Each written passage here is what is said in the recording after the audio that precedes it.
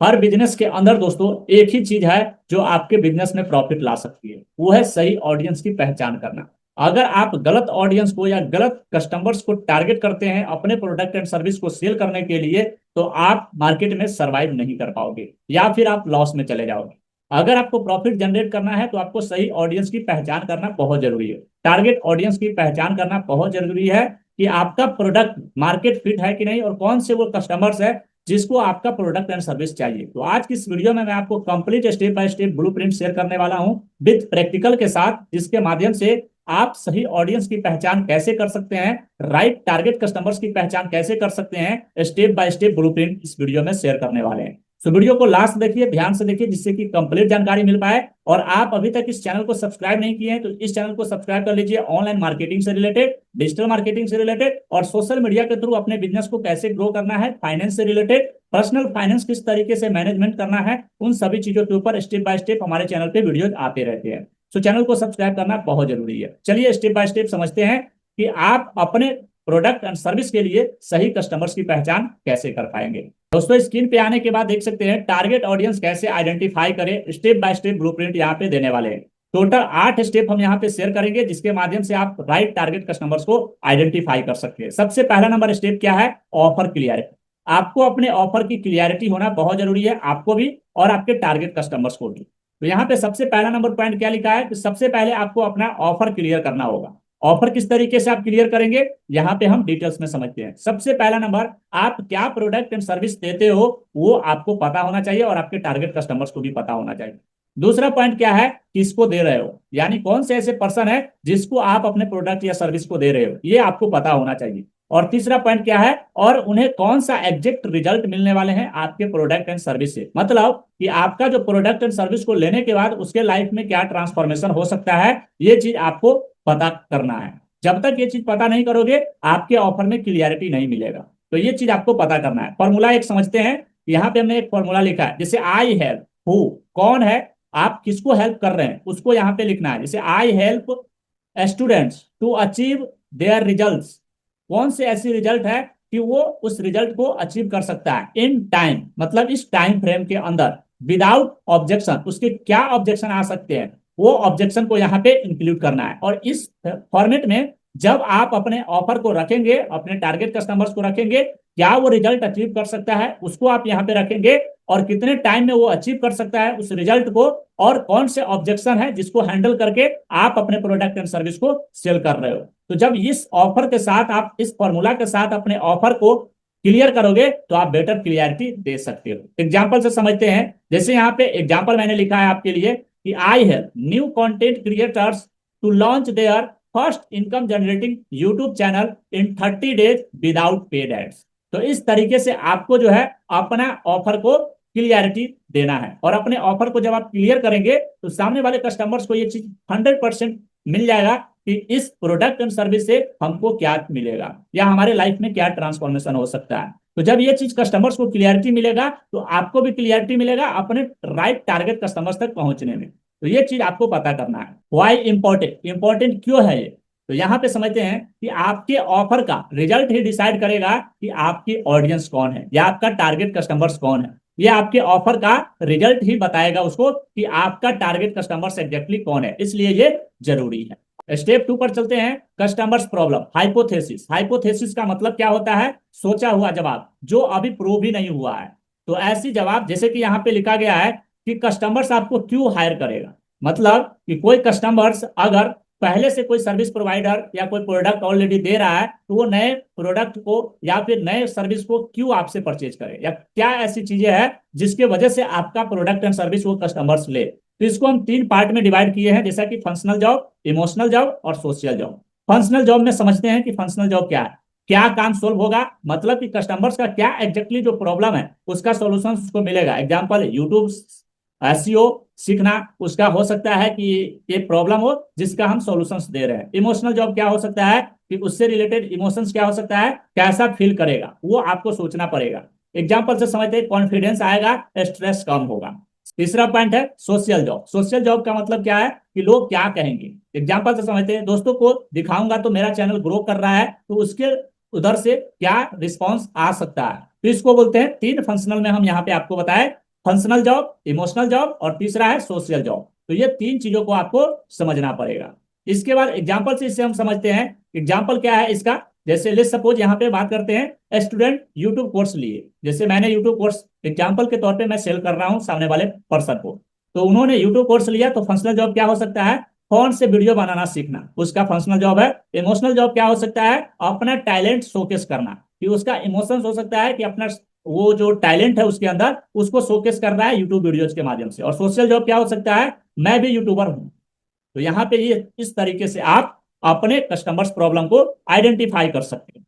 इसके बाद तीसरा स्टेप पर चलते हैं। तीसरा स्टेप क्या है, सेगमेंटेशन एंड आईसीपी। आईसीपी का मतलब क्या है, आइडियल कस्टमर प्रोफाइल। अब इसको क्या करना है, अब ऑडियंस को सेगमेंट्स में डिवाइड करना है। सेगमेंट में किस तरीके से डिवाइड करना है, डेमोग्राफिक्स के बेसिस पे, ज्योग्राफिक्स के बेसिस पे, साइकोग्राफिक्स के बेसिस पे और बिहेवियर के बेसिस पे। ये चार बिहेवियर्स, मतलब ये चार चीजों पे आपको इसको सेगमेंटेशन में कन्वर्ट करना है। जैसे डेमोग्राफिक्स में आप क्या कर सकते हैं, उसका एज क्या है, जेंडर क्या है, इनकम स्टेट, इनकम क्या है उसका मंथली का, एजुकेशन क्या है, ये सारी चीजें आप डेमोग्राफिक्स के बेसिस पे एक ओवरव्यू स्ट्रक्चर आप बना सकते हैं। जो ज्योग्राफिक्स में क्या है, टीयर 1 सिटी से या टीयर 2 सिटी से या टीयर 3 सिटी से है, वो आपको पता करना है। रूरल है या अर्बन है, ये आपको पता करना है। साइकोग्राफिक्स के बेसिस पे क्या है, ड्रीम्स क्या है उसका, वैल्यूज क्या है, इंटरेस्ट क्या है, ये सारी चीजें आपको पता करना है। बिहेवियर, किस टाइप का कंटेंट कंज्यूम करते हैं। परचेजिंग पावर क्या है, ऑनलाइन एक्टिविटीज में उसका कैसा रिस्पॉन्स है, क्या चीजें सर्च कर रहा है, क्या चीजें देख रहा है, कैसी बातें कर रहा है सोशल मीडिया पे। मतलब ओवरऑल आपको बताया कि कस्टमर्स अवतार शीट आपको क्रिएट करना है, जिससे कि आपको एक बेसिक अंडरस्टैंडिंग मिल सके कि आपके कस्टमर्स को एग्जैक्टली क्या चाहिए। जब उसको आपको ये चीज पता चल जाए कि आपके टारगेट कस्टमर्स को क्या चाहिए और वो चीज आपके सामने वाले कस्टमर्स को बेटर तरीके से दे पाओ, तो क्या आपको लगता है कि आपका प्रोडक्ट एंड सर्विस सेल होगा या नहीं, नीचे कमेंट सेक्शन में जरूर बताइएगा। इसके बाद हम बढ़ते हैं एग्जाम्पल से समझते हैं। एग्जाम्पल क्या है आईसीपी का, यूट्यूब क्रिएटर्स के लिए। जैसे मैंने यहाँ पे यूट्यूब क्रिएटर्स के लिए बनाया है एज, जैसे 20 to 30 ईयर्स, मोस्टली टीयर 2 और टीयर 3 सिटी। इंटरेस्ट क्या हो सकता है, यूट्यूब कैरियर, फेसलेस चैनल्स, ये उसका इंटरेस्ट हो सकता है। पेन पॉइंट्स क्या है, कैमरा साई हो सकता है, एसईओ उसको प्रॉपर नहीं आता होगा, सर्च इंजन ऑप्टिमाइजेशन नहीं आता होगा, कंसिस्टेंसी में प्रॉब्लम हो सकता है। और डिजायर क्या हो सकता है, जल्दी सब्सक्राइबर्स उसको चाहिए प्लस इनकम भी चाहिए। तो ये उसका डिजायर हो सकता है। चार सेगमेंट में हमने अपने कस्टमर सेगमेंट्स को डिवाइड कर दिया। अब यहाँ पे नेक्स्ट स्टेप क्या करना है दोस्तों, चौथा स्टेप, क्विक रिसर्च यानी प्रूफ कलेक्ट करना। आपको क्विक रिसर्च में क्या करना है, प्रूफ कलेक्ट करने के लिए, हाइपोथेसिस को वैलिडेट करने के लिए रिसर्च करो। यानी कि जो कस्टमर्स है, आपने जो कस्टमर्स का एक कस्टमर सप्ताह शीट क्रिएट किया, उसका क्या करना है, हाइपोथेसिस को वैलिडेट करना है। हाइपोथेसिस का मतलब क्या होता है, अभी हमने आपको बताया, जो अभी प्रूफ नहीं हुआ है उस चीजों को क्या करना है, वैलिडेट करना है, प्रूफ करना है। तो प्रूव करने के लिए आप क्या करेंगे, अब यहाँ पे क्वालिटेटिव यानी क्वालिटी डेटा, क्वालिटी डेटा के ऊपर आपको काम करना होगा। क्वालिटी डेटा में क्या है, यूट्यूब कमेंट्स, आप यूट्यूब पे कमेंट्स देख सकते हैं, लोग क्या प्रॉब्लम लिख रहे हैं। अमेजोन रिव्यूज, बुक से आप देख सकते हैं, कोर्सेस रिलेटेड देख सकते हैं, जैसे लोग क्या कंप्लेन कर रहे हैं उस चीजों में, वो आप देख सकते हैं वहां पे। कोरा और क्रेडिट पे क्या देख सकते हैं, how to grow YouTube channel fast, type threads, ये क्या है। तो ये सभी चीजें आप वहां पे रिसर्च करके देख सकते हैं, यानी क्वालिटी डेटा आप वहां से चेक कर सकते हैं। दूसरा क्या है, क्वांटिटेटिव यानी नंबर्स डेटा।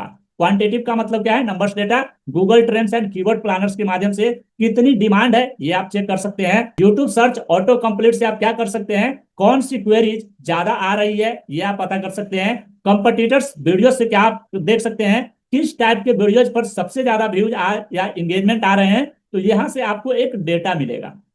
अब इसके बाद क्या करना है, स्टेप 5 में करना है आईसीपी सीट या नैरो पेज आपको क्रिएट करना है। आईसीपी क्या है, ideal customers profile.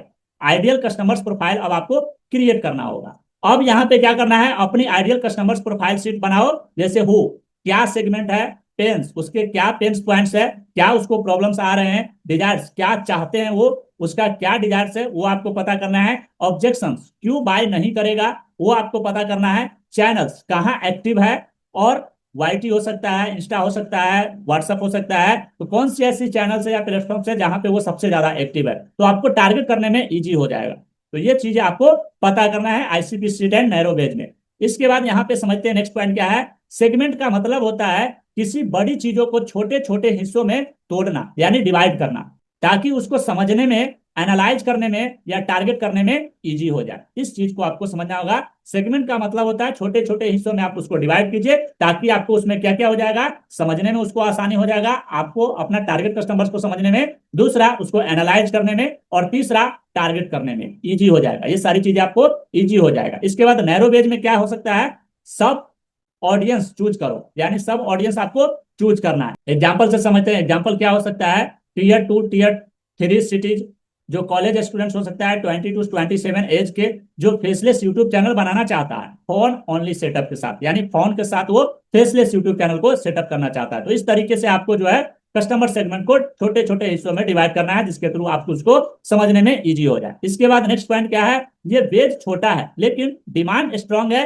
Easy to target होता है। तो ये चीज आपको समझना होगा। एक छोटा और स्पेसिफिक एंट्री पॉइंट जहां से मार्केट में घुसना इजी हो जाता है आपको। तो ये सारी चीजों को आपको करना पड़ेगा। स्टेप 6 क्या है, वैलिडेशन, प्रूफ एंड डिमांड। आपको वैलिडेशन भी करना बहुत जरूरी है। अब टेस्ट करो कि जो ऑडियंस आपने चूज की है वो सच में एग्जिस्ट करती है या नहीं, ये आपको टेस्ट करना है। मेथड्स क्या है इसको टेस्ट करने का, सबसे पहला नंबर एक लैंडिंग पेज आप बनाओ, प्लस फ्री लीड मैग्नेट बनाओ। इसको देखो कि कितने लोग साइन अप करते हैं, इसको बस एनालाइज करना है। दूसरा क्या है, इंस्टाग्राम या यूट्यूब पोल के थ्रू आपकी सबसे बड़ी प्रॉब्लम क्या है, वो आपको वहां से पता करना है। किस चीज के थ्रू आप पता कर सकते हैं वहां पे, इंस्टाग्राम या यूट्यूब पोल्स के थ्रू, यानी कि वहां पे एक पोल क्रिएट कर सकते हैं जहां से आपके पास क्वेरी आना स्टार्ट हो जाएगा। तो वहां से आपको ये चीज पता चलेगा कि आपके ऑडियंस की सबसे बड़ी प्रॉब्लम क्या है। गूगल फॉर्म के थ्रू आप पता कर सकते हैं। 3 क्वेश्चन, बिगेस्ट प्रॉब्लम क्या, ट्राई किया, क्या चाहते हैं, मतलब 3 क्वेश्चन वहां पे आपको पूछना है। बिगेस्ट प्रॉब्लम क्या है उसका, क्या ट्राई किया है अभी तक, और क्या चाहते हैं वो, मतलब क्या उसका डिजायर्स है। ये 3 क्वेश्चन आपको गूगल फॉर्म में पूछना ही पूछना है। छोटा से 500 से ऐड बजट के साथ आप स्टार्ट कर सकते हो। देखो क्लाइंट्स और डीएम्स आ रहे हैं या नहीं, ये चीज वहां से आप ट्राई कर सकते हो वैलिडेट करने के लिए। रूल क्या है इसका, अगर 100 लोग में से 8 से 10 लोग इंटरेस्ट शो कर रहे हैं, ऑडियंस वैलिड है। यानी कि अगर 100 लोगों को आपने रीच आउट किया, 100 लोग आपके पास आए और 100 लोग ने देखा उस चीज को, और उसमें से 8 से 10 क्वेरीज आ रहे हैं, 8 से 10 लोगों ने इंटरेस्ट शो किया है, मतलब जो ऑडियंस आपने सोचा वो वैलिडेट है और वो वैलिड है। तो इस चीज को आपको यहाँ से वैलिडेशन मिल जाएगा। स्टेप 7 में क्या है, मैसेजिंग मैप। मैसेजिंग मैप में क्या है, सेल्स एंगल अब आपको डिसाइड करना होगा। इसमें सबसे पहला नंबर क्या है, अब अपना मार्केटिंग मैसेज रेडी करो। जो आपने ऑडियंस को वैलिडेट किया, उस ऑडियंस के लिए आपको मार्केटिंग मैसेज रेडी करना है। जैसे उसका पेन कैमरा साइज हो सकता है, मैंने जो एग्जांपल लिया था यूट्यूब चैनल से, तो वहां से मैंने यहाँ पे एग्जांपल शोकेस किया है। तो पेन क्या हो सकता है, कैमरे के साथ वो अच्छे तरीके से बात नहीं कर पा रहा हो, अपने आप को प्रेजेंट नहीं कर पा रहा हो, एसईओ उसको नहीं आता होगा, यानी सर्च इंजन ऑप्टिमाइजेशन किस तरीके से यूट्यूब का करते हैं वो हो सकता है नहीं आता हो, कंसिस्टेंसी में प्रॉब्लम हो सकता है। प्रॉमिस, दूसरा क्या है, प्रॉमिस 30 मतलब 30 दिन में कौन से फेसलेस चैनल्स लॉन्च करें, ये उसका हम प्रॉमिस दे सकते हैं। तीसरा क्या है, प्रूफ। प्रूफ में क्या है कि 10 स्टूडेंट्स के रिजल्ट्स या स्क्रीनशॉट को हम शोकेस कर सकते हैं जहां से उसको ट्रस्ट बिल्डअप हो। और पाथ क्या है, फ्री चेकलिस्ट, वर्कशॉप और पेड कोर्सेज, ये उसका पाथ रहेगा जहां से वो फ्री चेकलिस्ट के लिए आएगा, वर्कशॉप में आएगा और फिर वो पेड कोर्स में कन्वर्ट होगा।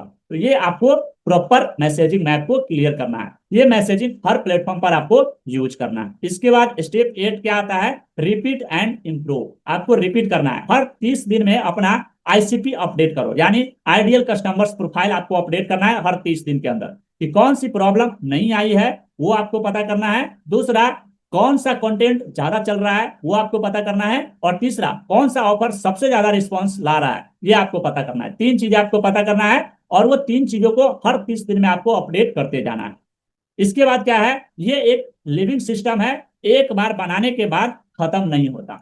तो इस चीज को आपको हमेशा ध्यान रखना है कि आपने एक बार उसको बना दिया अब उसी पे काम कर रहे हैं, ऐसा बिल्कुल भी नहीं करना है। हर 30 दिन पे आपको आईसीपी को अपडेट करना है, यानी आइडियल कस्टमर्स प्रोफाइल को अपडेट करना है, क्योंकि ये सबसे ज्यादा इंपॉर्टेंट है हर बिजनेस के लिए। चाहे आप छोटा से छोटा बिजनेस कर रहे हैं, स्मॉल बिजनेस है, या कोई बड़ा बिजनेस है, चाहे आप प्रोडक्ट बेस्ड इंडस्ट्री में हो या सर्विस बेस्ड इंडस्ट्री में हो, हर बिजनेस के अंदर आपको आईसीपी को समझना बहुत जरूरी है, आइडियल कस्टमर्स प्रोफाइल, क्योंकि यही वो चीजें हैं जहां से आपके बिजनेस में ग्रोथ होता है। क्योंकि आप राइट टारगेट कस्टमर्स को अगर टारगेट नहीं करोगे तो आप बिजनेस में बहुत सारी मार्केटिंग में पैसा इन्वेस्ट करते जाओगे, आपके पास पेड कस्टमर्स या पेड क्लाइंट्स नहीं आएंगे।